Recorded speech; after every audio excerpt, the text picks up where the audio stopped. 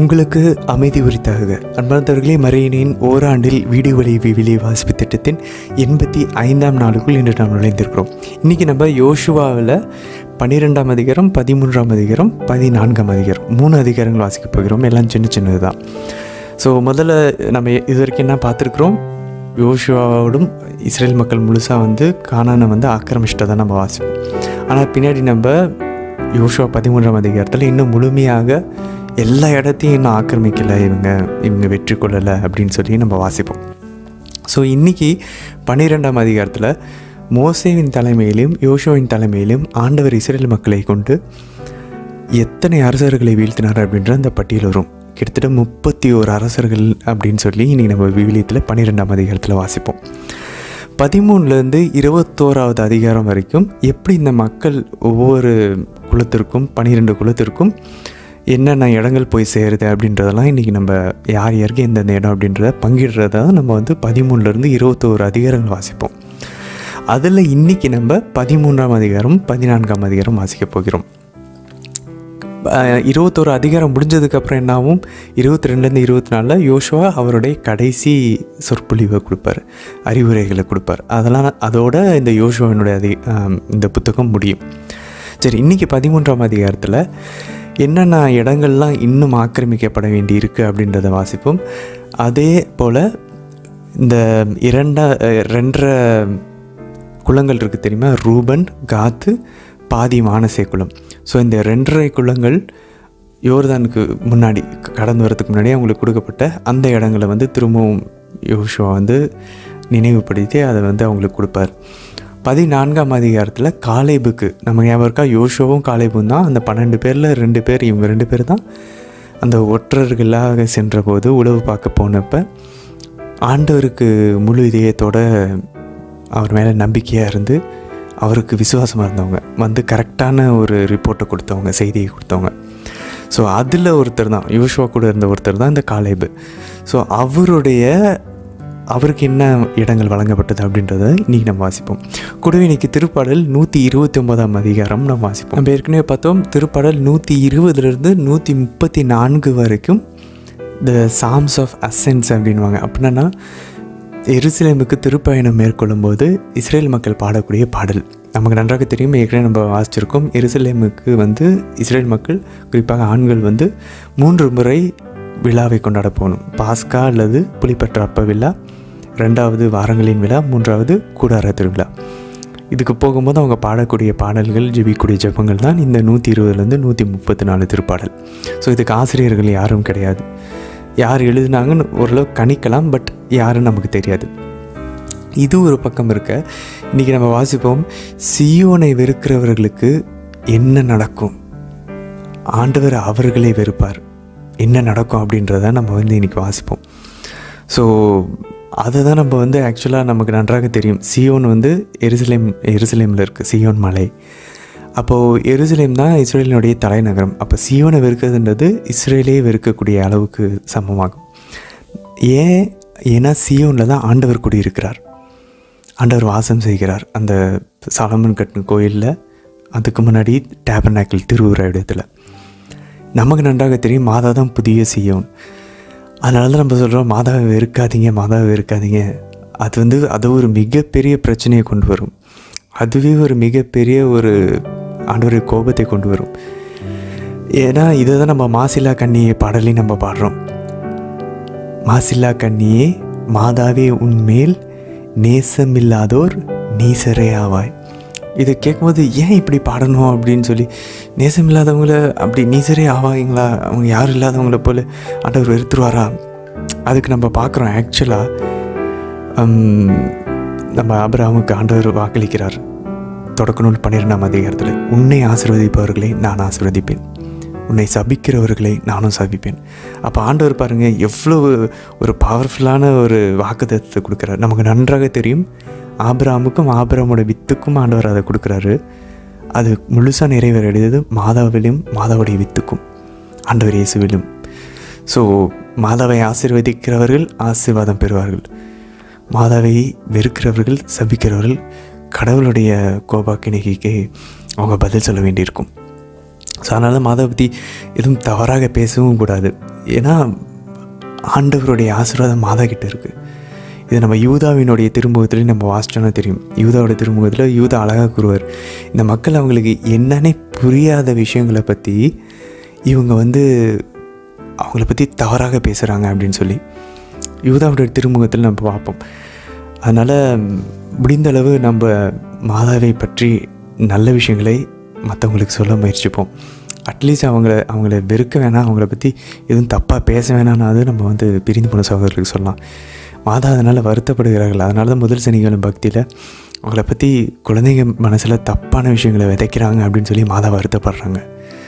So அதை நம்ம முடிஞ்ச அளவு நம்ம டிஃபெண்ட் பண்ண ட்ரை பண்ணணும். அதுக்கு நம்ம பைபிள் நல்லா தெரிஞ்சால் தான் நம்ம பிரிந்து போன சகோதரர்கள்ட்ட நம்ம இறைவார்த்தையை எடுத்து சொல்ல முடியும். ஏன்னா அவங்களுக்கு இறைவார்த்தையை தவிர எதை சொன்னாலும் அவங்க ஏற்றுக்கொள்ள மாட்டாங்க. அதனால் அவங்களுக்கு நம்ம அன்போடையும் மரியாதையும் எடுத்து சொல்வதற்கு அந்த ஒரு முயற்சியிலே நம்ம ஈடுபட்டு கொண்டிருக்கோம். தொடர்ந்து நம்ம பயணிப்போம். சரி, இன்று எந்த கேள்விகளும் இல்லை. ஏன்னா இது முக்கியமாக அந்த இடங்களை பங்கிடுவதை பொறுத்த விஷயங்கள் தான் இருக்கும். அதனால் இன்றைக்கி டைரெக்டாக நம்ம ஜெபத்தோட இன்றைய விவிலிய வாசப்பகுதிக்குள்ளே இணைஞ்சிடலாம். தந்தை, மகன், தூய ஆவியாரின் பெயராலே ஆமேன். தந்தையாம் இறைவனை அழைத்து ஜெபிப்போம். அருள் நிறைந்த அன்னை மரியை வாழ்க. ஆண்டவர் உம்முடனே, பெண்களுக்குள் ஆசை பெற்றவர் நீரே அம்மா. உம்முடைய திருவயிற்றின் கனியாகி இயேசு கிறிஸ்துவும் ஆசை பெற்றவரே. புனித அன்னை மரியே, இறைவனின் தாயே, பாவிகளாய் இருக்கிற எங்களுக்காக இப்பொழுதும் எங்கள் இறப்பின் வேலையிலும் வேண்டிக் கொள்ளும் அம்மா. ஆமேன். சுதனாகிய இறைவனை அழைத்து ஜெபிப்போம். அருள் நிறைந்த அன்னை மரியே வாழ்க. ஆண்டவர் உம்முடனே, பெண்களுக்குள் ஆசை பெற்றவர் நீரே. உம்முடைய திருவயிற்றின் கனியாகி இயேசு கிறிஸ்துவும் ஆசை பெற்றவரே. புனித அன்னை மரியே, இறைவனின் தாயே, பாவிகளாயிருக்கிற எங்களுக்காக இப்பொழுதும் எங்கள் இறப்பின் வேலையிலும் வேண்டிக் கொள்ளும் அம்மா. ஆமேன். தூய ஆவியானவரை அழைத்து ஜெபிப்போம். அருள் நிறைந்த அன்னை மரியே வாழ்க. ஆண்டவர் உம்முடனே, பெண்களுக்குள் ஆசை பெற்றவர் நீரே அம்மா. உம்முடைய திருவயிற்றின் கனியாகிய இயேசு கிறிஸ்துவும் ஆசை பெற்றவரே. புனித அன்னை மரியே, இறைவனின் தாயே, பாவிகளாயிருக்கிற எங்களுக்காக இப்பொழுதும் எங்கள் இறப்பின் வேலையிலும் வேண்டிக் கொள்ளும் அம்மா. ஆமேன். யோசுவா ஆகமம் அதிகாரம் 12. யோர்தானுக்கு அப்பால் கதிரவன் உதிக்கும் பக்கம் அர்னோன் பள்ளத்தாக்கிலிருந்து எர்மோன் மலை வரை கிழக்கு பகுதியில் அராபா முழுவதிலும் இஸ்ரவேலர் கைப்பற்றிய நாடுகளின் அரசர்கள் இவர்களே. எமோரிய மன்னன் சீகோன் எஸ்போனில் வாழ்ந்தான். அவன் அர்னோன் பள்ளத்தாக்கின் எல்லையில் இருக்கும் அராயேரிலிருந்து பள்ளத்தாக்கின் நடுவில் கிளையாதின் பகுதி வரையிலும், அம்மோனியரின் எல்லையான யப்போக்கு பள்ளத்தாக்கு வரையிலும், அராபாவிலிருந்து கிழக்கே கினரோத்து கடல் வரையிலும், உப்புக்கடலான அராபா கடல் வரையிலும், கிழக்கு நோக்கி பெத்தசிமோத்து வரையிலும், தெற்கில் பிஸ்கா மலைச்சரிவு வரையிலும் அரசாண்டான். ரபாயியருள் எஞ்சியிருந்தவனும் பாசானின் மன்னனுமான ஓகின் எல்லை இதுவே. அவன் அஸ்தரோத்திலும் எதிரேயிலும் வாழ்ந்தான். எர்மோன் மலை, சல்கா மலை, கெசூரியர், மாக்காத்தியரின் எல்லை வரையிலும், எஸ்போன் மன்னன் சீகோனின் எல்லையான கிளையாதின் பாதி வரையிலும் ஆண்டான். ஆண்டவரின் ஊழியரான மோசேயும் இஸ்ரவேலரும் அவர்களை தோற்கடித்தனர். ஆண்டவரின் ஊழியரான மோசே அதை ரூபனுக்கும் காத்துக்கும் மனாசேயின் பாதி குலத்திற்கும் உரிமையாக கொடுத்தார். யோசுவாவும் இஸ்ரவேலரும் கைப்பற்றிய நாடுகளின் மன்னர்கள் இவர்களே. யோர்தானுக்கு மேற்கே பாகால் காதில் லெபனோன் பள்ளத்தாக்கிலிருந்து சேயீர் பக்கம் செல்லும் ஆலாக்கு மலை வரை இருந்த மன்னர்களின் நாட்டை யோசுவா இஸ்ரவேலருக்கு அவர்களின் குலப்பிரிவின்படி உடைமையாக அளித்தார். மலைச்சரிவு, பள்ளத்தாக்கு, அராபா மலைச்சரிவு, பாலை நிலம், நெகேபு, இத்தியர், எமோரியர், கனானியர், பெரிசியர், எபியர், எபூசியர் ஆகியோரின் நாடுகள். எரிகோ மன்னன் ஒருவன், பெத்தேலுக்கு அருகில் இருந்த ஆயி மன்னன் ஒருவன், எருசலேம் மன்னன் ஒருவன், எபிரோன் மன்னன் ஒருவன், யார்முத்து மன்னன் ஒருவன், லாக்கிசு மன்னன் ஒருவன், எக்லோன் மன்னன் ஒருவன், கெசேர் மன்னன் ஒருவன், தெபீர் மன்னன் ஒருவன், கெதேர் மன்னன் ஒருவன், ஓர்மா மன்னன் ஒருவன், அராது மன்னன் ஒருவன், லிப்னா மன்னன் ஒருவன், அதுல்லாம் மன்னன் ஒருவன், மக்கேதா மன்னன் ஒருவன், பெத்தேல் மன்னன் ஒருவன், தப்புவாகு மன்னன் ஒருவன், ஏபேர் மன்னன் ஒருவன், அப்பேக்கு மன்னன் ஒருவன், லாசரோன் மன்னன் ஒருவன், மாதோன் மன்னன் ஒருவன், ஆட்சோர் மன்னன் ஒருவன், சிம்ரோன் மெரோன் மன்னன் ஒருவன், அக்சாபு மன்னன் ஒருவன், தானாக்கு மன்னன் ஒருவன், மெகிதோ மன்னன் ஒருவன், கெதேசு மன்னன் ஒருவன், யோக்னயாம் கர்மேல் மன்னன் ஒருவன், நாபோத்தோரில் இருந்த தோர் மன்னன் ஒருவன், கில்காலில் இருந்த கோயிம் மன்னன் ஒருவன், திர்சா மன்னன் ஒருவன். ஆக மொத்தம் 31 மன்னர்கள். யோசுவா ஆகமம் அதிகாரம் 13. யோசுவா வயதாகி முதுமையடைந்தார். ஆண்டவர் அவரிடம், உனக்கு வயதாகி நீ முதுமையடைந்து விட்டாய். இன்னும் உடைமையாக்க வேண்டிய நிலம் ஏராளமாக உள்ளது.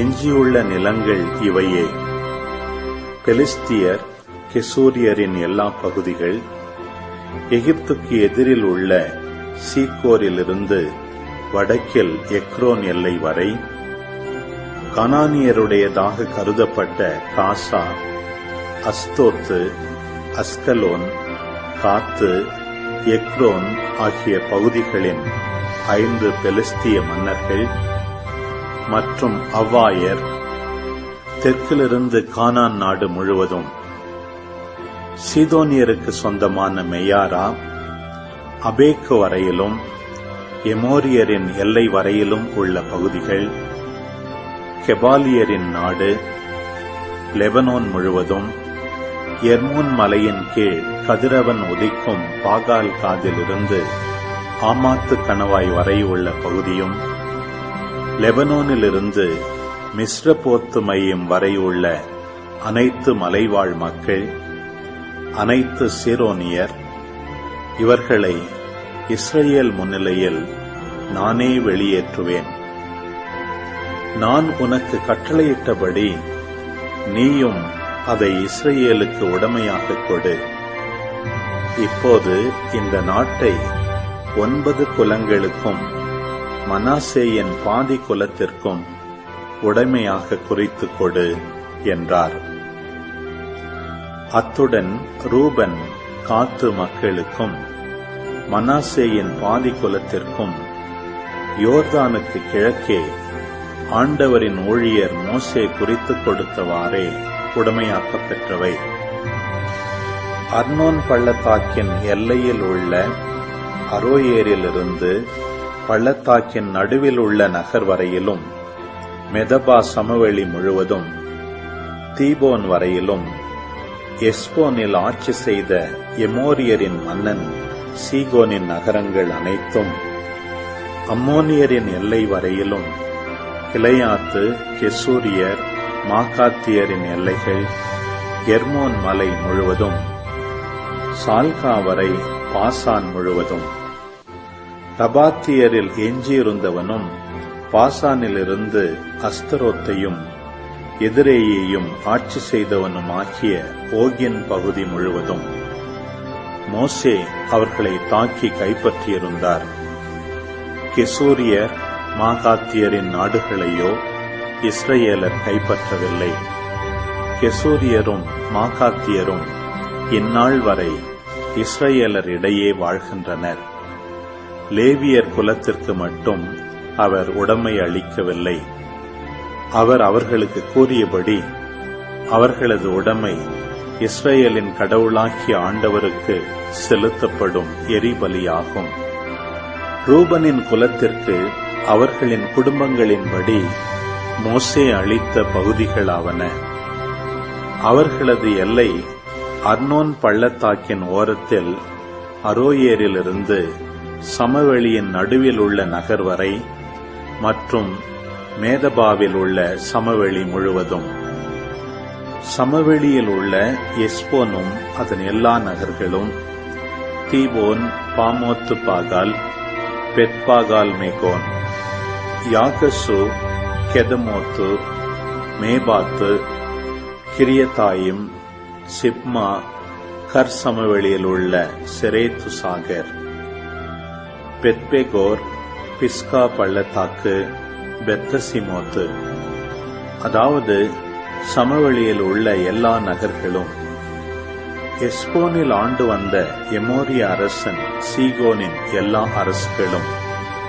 மோசே அவனையும் மிதியான், ஏவி, ரக்கேம், சூர், கூர், ரபா ஆகியவற்றின் தலைவர்களையும் அந்நாட்டில் வாழ்ந்த சீகோன் தலைவர்களையும் தாக்கினார். இஸ்ரேல் மக்கள் வாளால் கொண்டவர்களில் நிமித்திகன் பெகோரின் மகன் பிலையாமும் ஒருவன். ரூபன் மக்களின் எல்லை யோர்தான் நதிக்கரை. அப்பகுதியின் நகர்களும் குடியிருப்புகளும் அவர்கள் குடும்பங்களுக்கேற்ப ரூபன் மக்களின் உடைமையாகியது.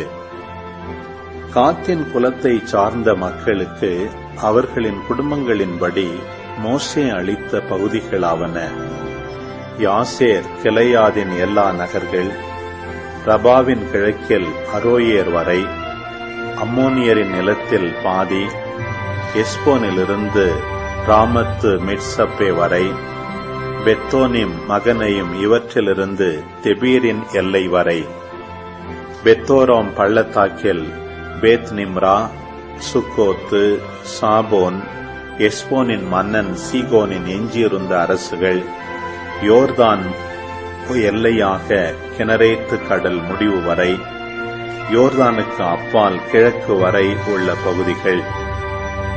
காத்தின் மக்களுக்கு அவர்கள் குடும்பங்களின்படி இப்பகுதி நகர்களும் குடியிருப்புகளும் உடைமையாயின. மனாசேயின் பாதி குலத்திற்கு அவர்கள் குடும்பங்களின்படி மோசே அளித்த பகுதிகளாவன: அவர்களுடைய எல்லை மகனயீமிலிருந்து பாசான் முழுவதும், பாசானின் அரசன் ஓகின் அரசு முழுவதும், பாசானில் உள்ள 60 நகர்களும் யாயிரின் குடியிருப்புகள் முழுவதும், கிளையாதில் பாதி, அஸ்தரோத்து, எதிரேயி, பாசானில் இருந்த ஓகின் அரசு நகர்கள். இவை மனாசேயின் மகன் மாக்கியருக்கும் மாக்கியரின் பாதி மக்களுக்கும் அவர்கள் குடும்பங்களுக்கும் அளிக்கப்பட்டன. எரிகோவிற்கு கிழக்கே யோர்தானுக்கு அப்பால் மோவாபு சமவெளியில் இருந்தபோது மோசே இப்பகுதிகளை உடைமையாக கொடுத்தார். ஆனால் லேவியர் குலத்திற்கு மோசே உடைமை அளிக்கவில்லை. அவர்களுக்கு அவர் கூறியபடி இஸ்ராயேலின் கடவுளாகிய ஆண்டவரே அவர்களின் உடைமை. யோசுவா ஆகமம் அதிகாரம் 14. கானான் நாட்டில் இஸ்ரவேலர் பெற்ற உடைமைகள் இவையே. இவற்றை குரு எலெயாசர், நூனின் மகன் யோசுவா, குலங்களின் தந்தையர்களின் தலைவர்கள் ஆகியோர் இஸ்ரவேல் மக்களுக்கு உடைமையாக அளித்தனர். மோசேயின் மூலம் ஆண்டவர் கட்டளையிட்டபடி 9 குலங்களுக்கும் அரை குலத்திற்கும் திருவுளச்சீட்டு மூலம் உடைமை அளிக்கப்பட்டது. மோசே 2 குலங்களுக்கும் அரை குலத்திற்கும் யோர்தானுக்கு அப்பால் உடைமை அளித்தார். லேவியர்களுக்கு அவர்கள் நடுவில் உடைமை அளிக்கவில்லை. யோசேப்பின் புதல்வர் மனாசே, எப்ராயிம் என்று 2 குலங்களாக இருந்தனர். லேவியருக்கு நிலத்தில் பங்கு தரப்படவில்லை. ஆனால் அவர்கள் தங்குவதற்கு நகர்களும் அவர்களின் கால்நடைகளுக்கும் மற்ற உடைமைகளுக்கும் மேய்ச்சல் நிலங்களும் தரப்பட்டன. ஆண்டவர் மோசேக்கு கட்டளையிட்டபடியே இஸ்ரவேலர் செய்து நிலத்தை பகிர்ந்து கொண்டனர். யூதாவின் மக்கள் கில்காலில் யோசுவாவிடம் வந்தனர். கெனிசி என்னும் எபுன்னேயின் மகனுமான காலேபு அவரிடம், ஆண்டவர் கடவுளின் மனிதரான மோசேயிடம் காதேசு பர்னேயாவில் என்னை பற்றியும் உன்னை பற்றியும் கூறிய வார்த்தை என்ன என்று உனக்கு தெரியும். நான் 40 வயதாக இருக்கும்போது ஆண்டவரின் ஊழியராகிய மோசே என்னை காதேசு பர்னேயாவிலிருந்து நாட்டை உளவறிய அனுப்பினார். திரும்பி வந்து என் மனத்திற்கு பட்டதை அவருக்கு தெரிவித்தேன். என்னுடன் வந்த என் சகோதரர் மக்களின் இதயத்தை அச்சத்தால் நடுங்கச் செய்தனர். நான் முற்றிலும் என் கடவுளாகிய ஆண்டவரை பின்பற்றினேன். மோசே அந்நாளில், நீ என் கடவுளாகிய ஆண்டவரை முற்றிலும் பின்பற்றியதால் உன் காலடிப்பட்ட நிலத்தை எல்லாம் உறுதியாகவே உனக்கும் உன் மக்களுக்கும் என்றும் உடைமையாக அளிப்பேன் என்று எனக்கு ஆணையிட்டு கூறினார். இதோ அவர் கூறியது போல் இந்த 40 ஆண்டுகளாக இதுவரை ஆண்டவர் என்னை உயிருடன் வைத்துள்ளார். இதை ஆண்டவர் மோசேயிடம் கூறிய பொழுது இஸ்ரவேலர் பாலை நிலத்தில் பயணம் செய்து கொண்டிருந்தனர். இப்பொழுது இதோ நான் 85 வயதானவன். மோசே என்னை அனுப்பிய நாளன்று வலிமையுடன் இருந்தது போல் மீண்டும் போர் புரிவதற்கும் போவதற்கும் வருவதற்கும் வலிமையுடன் இருக்கின்றேன். ஆண்டவர் அந்நாளில் கூறியது போல் இப்பொழுது எனக்கு இந்த மலைநாட்டை கொடு, ஏனெனில் அங்கே ஆனாக்கியர் இருக்கின்றனர், அவர்கள் அரண் சூழ்ந்த மாநகர்களில் வாழ்கின்றனர் என்று நீ கேள்விப்பட்டிருக்கின்றாய். ஆண்டவர் என்னோடு இருக்கக்கூடும். ஆண்டவர் கூறியபடி அவர்களை துரத்தி அடிப்பேன் என்றார். யோசுவா எபுன்னேயின் மகன் காலேபுக்கு ஆசி வழங்கி எபிரோனை உடைமையாக அளித்தார். இந்நாள் வரை எபிரோன் கெனிசியனான எபுன்னேயின் மகன் காலேபின் உடைமையாக உள்ளது. ஏனெனில் அவர் இஸ்ரவேலின் கடவுளாகிய ஆண்டவரை முற்றிலும் பின்பற்றினார். முன்னாளில் எபிரோனுக்கு கிரியத்து அர்பா என்ற பெயர் வழங்கியது. அர்பா ஆனாக்கியருள் பெருமைமிக்க மனிதன் ஆவான். நாட்டில் போரின்றி அமைதி நிலவிற்று. திருப்பாடல் 129. என் இளமை முதற்கொண்டே என்னை பெரிதும் துன்புறுத்தினார்கள். இஸ்ரவேல் மக்கள் சொல்வார்களாக, என் இளமை முதற்கொண்டே என்னை பெரிதும் துன்புறுத்தினார்கள். எனினும் அவர்கள் என் மீது வெற்றி பெறவில்லை. உழவர் என் முதுகின் மீது உழுது நீண்ட படைச்சால்களை உண்டாக்கினர்.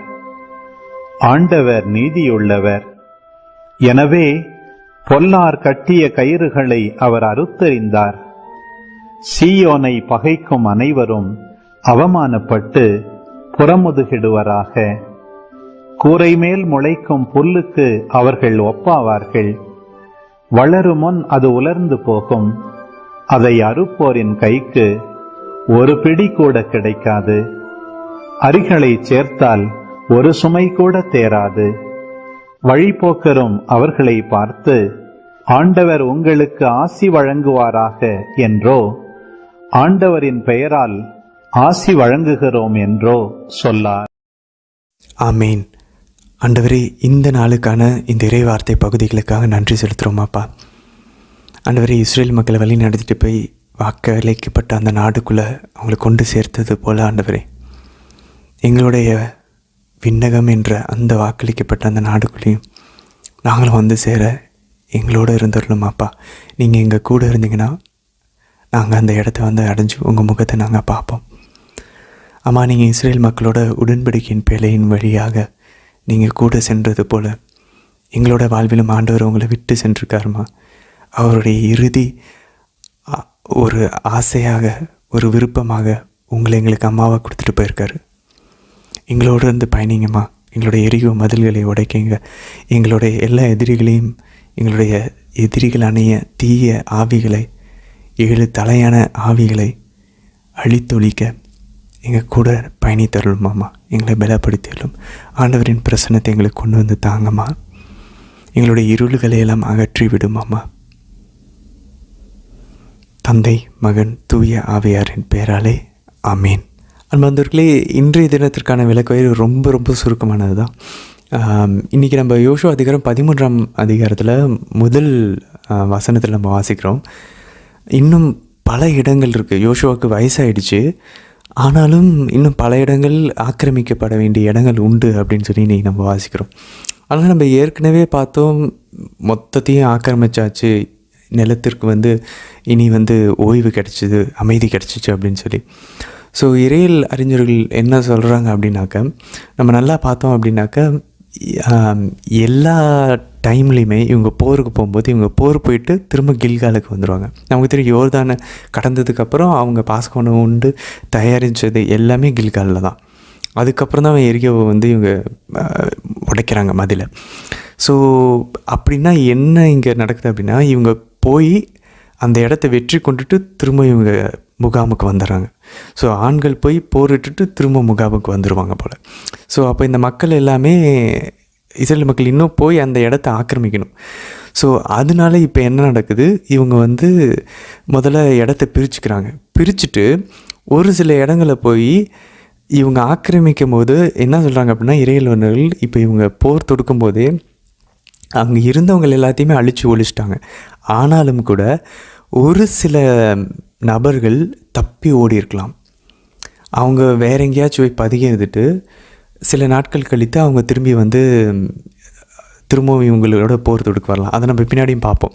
அதனால தான் திரும்பவும் யூதாவையும் இஸ்ரேலையும் மக்கள் வந்து திரும்பவும் போரிட்டு இந்த கனானியர்கள் வந்து அவங்களுக்கு எதிராக சண்டை போட வருவாங்க.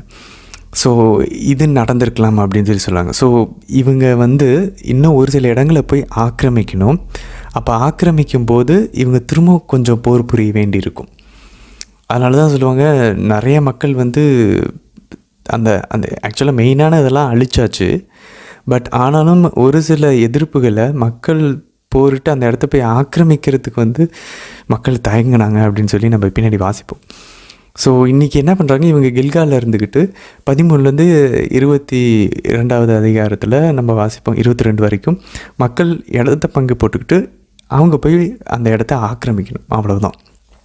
ஸோ இன்னும் ஆக்கிரமிக்க வேண்டியது இருந்தாலும் யோசுவா வந்து இடத்த பங்கிட்டு கொடுக்குறாரு. ஸோ இதுதான் ஒரு முக்கியமான ஒரு விஷயம் இன்றைக்கி நம்ம வாசித்ததில். அடுத்தது பார்த்தோன்னாக்கா 14ஆம் அதிகாரத்தில் 11வது வசனம் பாருங்கள். காலேபுடைய அவருடைய சக்தி வந்து குறைவே இல்லையா, அவருடைய பலன் வந்து அப்படியே இருந்துச்சான். அவர் பாருங்கள், அவர் 40 வயசு அவர் வந்து உழவு பார்க்க போகும்போது இப்போ 85 வயசு. அப்படின்னா பாருங்கள், 85 வயசில் அவர் சொல்கிறார், நான் 40 வயசில் இருந்த மாதிரி தான் இருக்கிறேன்னு. இது வந்து நமக்கு பைபிளில் ஒரு அழகான வசனம் உண்டு. யோபு 17:12 அதிகாரத்தில் நம்ம ஏற்கனவே நேர்மையாளர்கள் தம் நெறியை கடைப்பிடிப்பர், கரையற்ற கையினர் இன்னும் வலிமை அடைவர். ஸோ நேர்மையாளர்களுடைய வலிமை வந்து அதிகரிச்சுக்கிட்டே போகும்னு சொல்லி யோபு 17:12 நம்ம வாசிக்கிறோம். அதே போல் திருப்பாடல் 92 12-14 வசனங்கள் பாருங்கள்.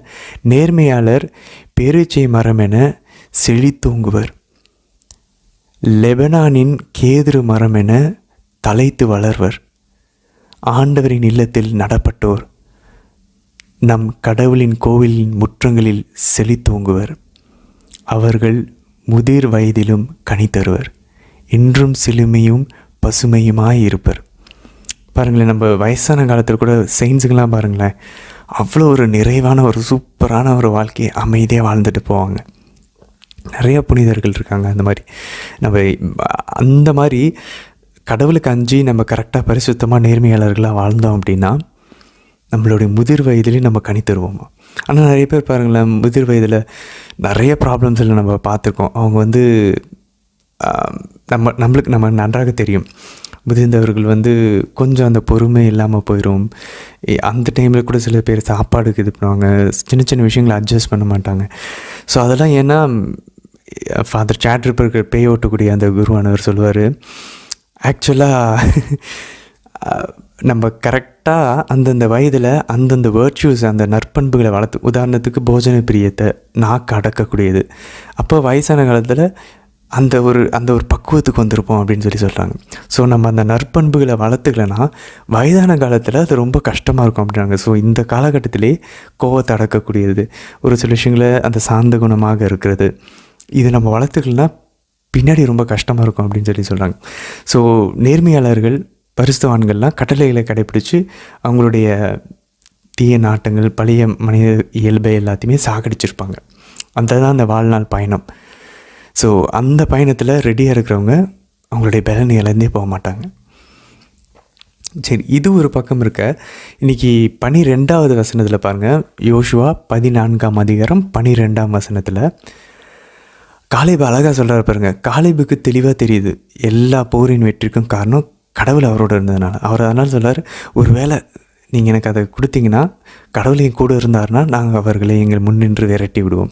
ஸோ நிறைய ஒரு சில பேர் கொன்று இருக்காங்க அந்த இடத்துல இருந்தவங்களும், ஒரு சில பேரை விரட்டியும் விட்டுருக்குறாங்க.